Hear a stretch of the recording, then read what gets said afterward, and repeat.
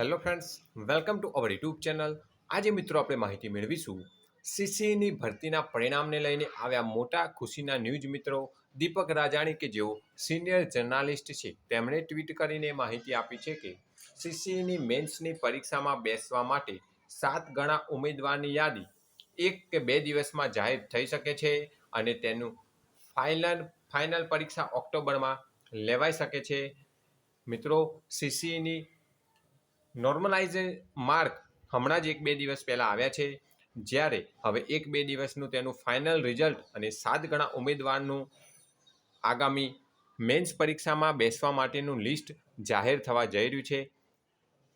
જે કોઈ ઉમેદવાર પાસ થાય તેઓ તૈયારીમાં લાગી જજો મિત્રો, કારણ કે મળતા ન્યૂઝ પ્રમાણે આગામી ઓક્ટોબર મહિનામાં તેની ફાઇનલ પરીક્ષા પણ લેવાઈ શકે છે.